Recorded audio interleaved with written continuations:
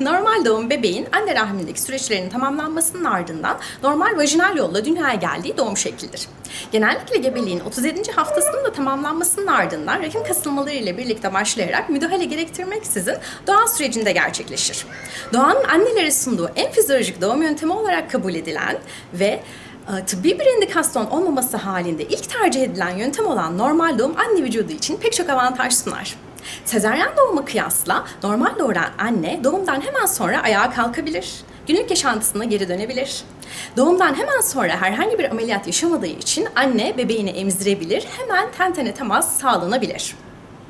Dolayısıyla normal doğum sırasında anneden salgılanan hormonlar annenin doğumunun daha rahat geçmesini sağlar ve aynı zamanda anneye bebek arasında çok daha kuvvetli bir bağ oluşturmasını sağlar. Halk dilinde bilinen adıyla sevgi hormonu ya da şefkat hormonu dediğimiz oksitosin hormonu normal doğum sırasında salgılanır. Ve bu hormon rahim kasılmalarını kolaylaştırarak doğumu hızlandırır. Aynı zamanda da anneye bebek arasında çok daha güçlü bir duygusal bağ kurulmasını sağlar. Bebek doğum kanalından geçerken amniyon sıvısını çok daha etkin bir şekilde dışarı atar. Dolayısıyla doğum sonrası bebeğin solunum sistemi olumlu etkilenir. Aynı zamanda bebek doğum kanalından geçerken annenin vajinal florası ile karşılaşır ve vajinal flora ile temas bebeğin bağışıklığını güçlendirir. Bununla birlikte bebeğin vücudundaki faydalı bakteriler dediğimiz mikrobiyom zenginleşir ve ileriki yaşlarda bebeğimiz daha sağlıklı bir birey haline gelir.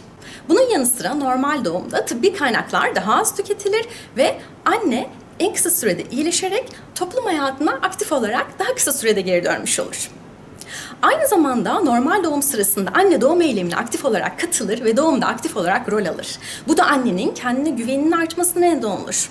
Anne doğum sonrası daha pozitif bir bilinç durumu geliştirir ve kendini daha iyi hisseder.